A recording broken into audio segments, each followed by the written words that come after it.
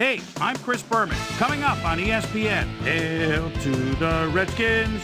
With a 20-year waiting list for season tickets, you can be guaranteed that interest in Redskins football won't be on the wane anytime soon. The question is, can the Skins repay their fans' loyalty? New York, Washington, it's game time.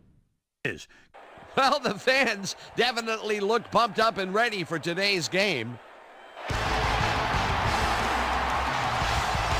Hello, folks. I'm Dan Stevens, and greetings from Washington Field. Sitting beside me is my pal, Peter O'Keefe. Peter, the tension is high today as a playoff position is on the line. Indeed, Dan. You gotta love the energy out here. No, this game is a must-win. I expect them to play their hearts out today, and it should make for one heck of an exciting game. And now let's go down to the coin toss. And we're set. Hall kicks it off to begin the game. Taylor fields it all the way back at the 1. Stopped at the 19. The weather is a factor. Big play coming up. Third down, 7 yards to go. Toomer hauls it in right side, and they get the first on 3rd and long. Manning zings it to the right side, and it's caught at the 47. Eli, they go to nickel. Harris tips it away on the coverage. Incomplete. It'll be 4th down line. Portis takes his first carry of the game and takes it upfield. Tackled. Mugelli catches it in the flat and is at the 35. Hunted down at the 30. Make plays off those shorter catches. Brunell throws this on a rope, and it's complete at the 44. Brought down at the 45. Situation. Yeah, great play, and now they have a bunch of options on what to try next. That will end the first quarter, and it's... Portis takes it across the line and picks up the first down.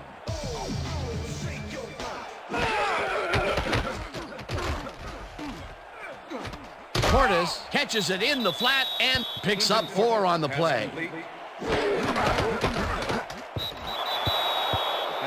Tried to snag that one across the middle, but it doesn't happen. Own 24-yard line. Bain chews up 4 yards, and that brings up... Toomer makes the catch out to the left and is well past the markers.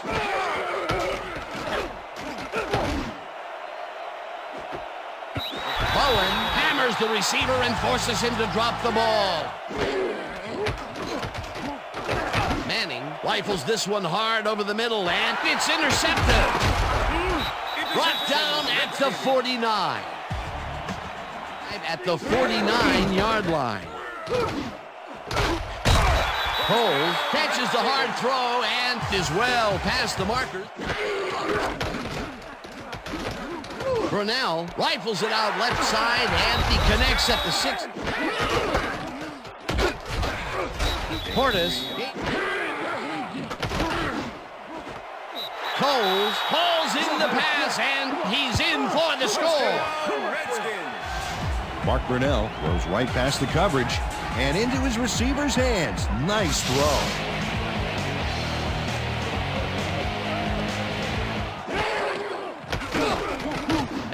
Zings it to the right side, and the Giants take their...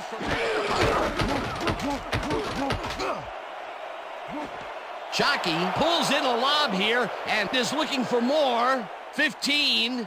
He's in for the touchdown.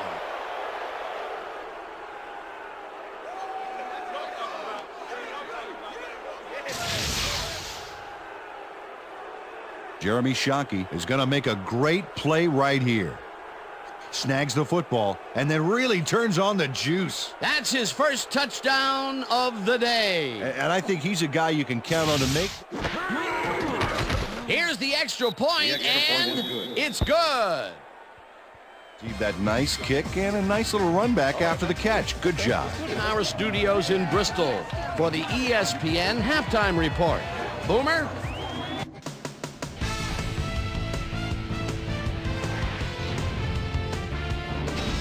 All right, Dan, we'll get back to you in a bit. But welcome, everybody, to the ESPN Halftime Show. I'm Chris Berman. Now we'll look at our halftime comparison. And as you can see, total yards definitely tell the story thus far. The Giants should be way ahead on the scoreboard, but somehow they've let their opponent hang with them. Let's see if they can change things in the second half. Let's get started in this one early in the first quarter. Eli Manning connected with his man on this one. Giants midway through the second, the ball at their own 40. Marcus Washington is reading the quarterback's eyes all the way as he's able to get his hands on this one and pick it off. Redskins late into the second quarter, Mark Brunell would drop back and deliver a strike on this one. They strike first and go up by 7. The Giants answer right back. Jeremy Shockey emerged as a real weapon as he pulled one in here. A 72-yard touchdown for the Giants. And that's where we'll leave this one. Skins are keeping it evened up. We're tied 7-all.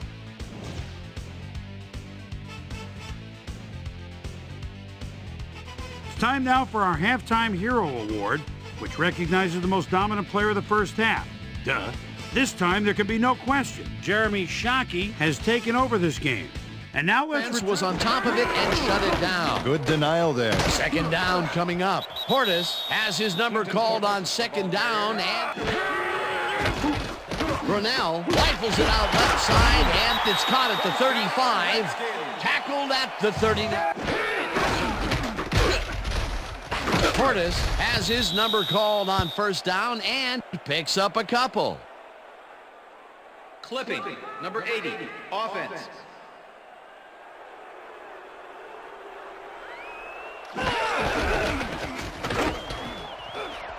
Portis is at the 35. No one in front of him. 40, 30, 20, 10, 5, and he's in for the touchdown. Touchdown, Redskins.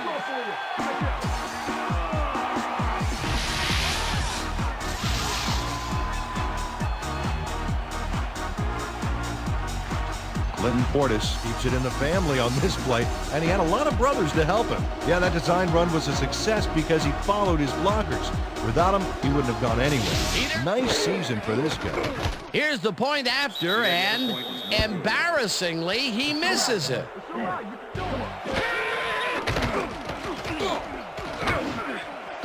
Daniels bats this one at the line of scrimmage, incomplete. That will bring up fourth. Brunell just rifles this one, and the catch is made well past the markers for a... Brunell throws a beauty to the right side, and it is not reeled in, incomplete. Peterson makes a play on this and forces the incompletion. Their own 13-yard line. Barber punches this one left of center and chews up about 4. Manning unloads this to the right sideline, and it's tipped. Incomplete. Pass interference, number 21, defense.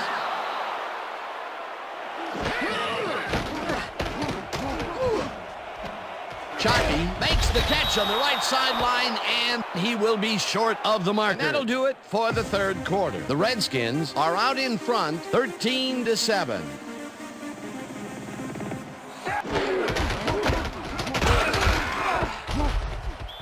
Portis loses one on the play, and that will bring up... Mugelli catches it left sideline, and he's looking for room. Mugelli runs up. Manning makes the throw after the play action fake, and it falls incomplete.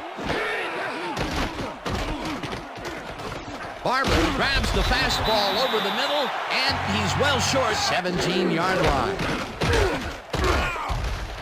Portis takes this one way out left and heads upfield. Finally popped out of... Portis gains 3 yards, and that will bring up fourth down. William Peters. Shockey catches it over the middle, and the clock continues to wind down. Manning throws a heater right sideline, and this one is incomplete.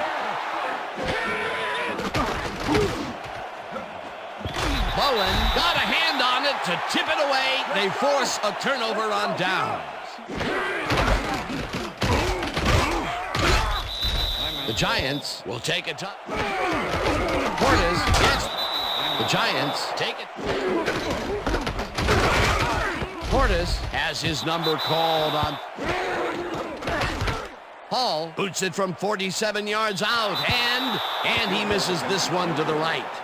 They're trying to mitigate the pain by taping him up, but it doesn't seem to be working. They're listing his return as stopped at 14.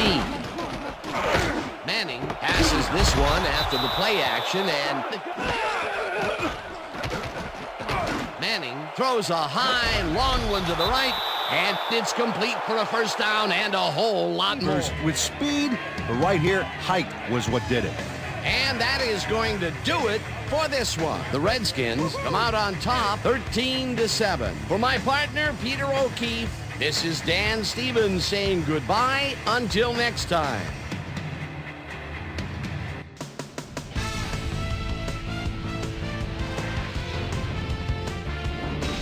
All right, gang, great work as always. And with that, we welcome everybody back to the ESPN studios for our ESPN Video Games postgame show.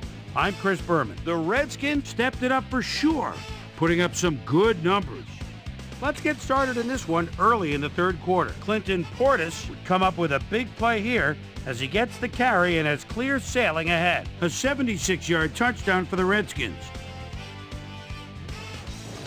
The Giants back on offense after a missed field goal. Ball at the 34-yard line. Eli Manning would find his target on this one. And that's where we'll leave this one. Skins squeaked out a win, 13-7. Now let's talk to a player who was instrumental in their dominant running game and is our player of the game. Clinton Portis is down on the field with Susie Colbert. Suze? Thanks, Chris. You really came up big. And you won a close game today. What gave you guys the edge today? Man, our D-line came up big today. They were making tackles, putting pressure on the pocket. I'm proud of them. That's how it's done. Chris, back to you. Well, that just about...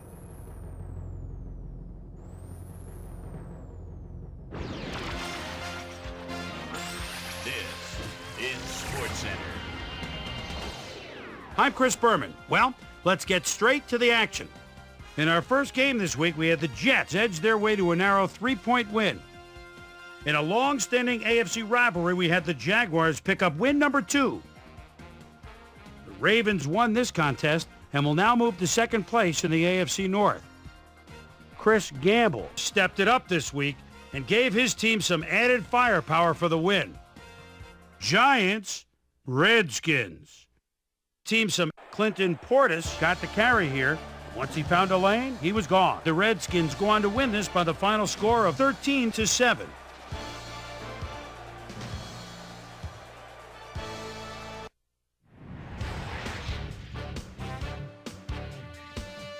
Dante Culpepper threw for 250-plus yards and helped his Vikings beat the Bears. We had an interesting free agency pickup of note here. Trey's got the lowdown for us. Trey? This guy will be playing his football elsewhere, though perhaps not for as much as he would have liked. 4 years, $2.4 million. In front of you, we've got the AFC Infirmary report. And as you can see, they were hit hard this week. Dwight Freeney will be on the sidelines for a while, so this defense will need to do some reshuffling in his absence. A hairline fracture of the arm is the initial report, and the doctors are saying he'll be out for the rest of the regular season. There's a chance, however, they'll get him back for the playoffs. In front of you, we've got the NFC list. And as you can see, they could form their own MASH unit. Dan Morgan sticks out on this list as one of the more costly injuries. Doctors confirming the worst this week, a torn hamstring. And that'll put him out for the rest of the regular season. There's a chance, however, they'll get him back for the playoffs. Now, on to even bigger news, as you may have already heard. Lance Briggs had to be placed on injured reserve, so he'll be on the sidelines for the rest of the year. Just a key blow to the heart of this defense. So that'll do it for now. Chris, let's send it back to you. 49ers, Rams. Mark Bolger calls signals at the 12-yard line. He's so dangerous, buying time, moves out of the pocket, fires, touchdown. The Rams win this one by the final score of 24-17. In the city of brotherly love, Philadelphia, we had the Eagles fall by 10 points. Over at the Cleveland Browns Stadium, we had the Browns lose by 11. The Chargers defense came away with 3 turnovers in their victory at Qualcomm Stadium. The Titans won on the road and will now head home to meet the Chiefs. The Lions won this contest but will stay at the first place in the NFC North. In a long-standing AFC rivalry, we had the Dolphins pick up their 6th win of the year. Keenan McCardell stepped it up this week and gave his team some added firepower for the win. Max Strong pulled down 100-plus receiving yards and helped his Seahawks beat the Cowboys. And in our final game, we had the Chiefs come away victorious. All right, Chris, thanks. With the playoffs a little more than a month away, things are starting to get real interesting when it comes to seeding and the races for the division crowns. Let's start things off by taking a look at the AFC. Meanwhile, over in the NFC, the playoff picture looks like this. So that's how things shape up. Still plenty of intriguing matchups upcoming as we get closer and closer to January. And that'll do it from here. Chris, let's send it back over to you. So another week in the books here on ESPN, but what do you say we hand out a few game balls before we go? Here's my prime time players. That'll do it, sports fans. I'm Chris Berman, and thanks so much for joining us here in the Bristol studios. We'll see you next week right here on ESPN, the worldwide leader in sports.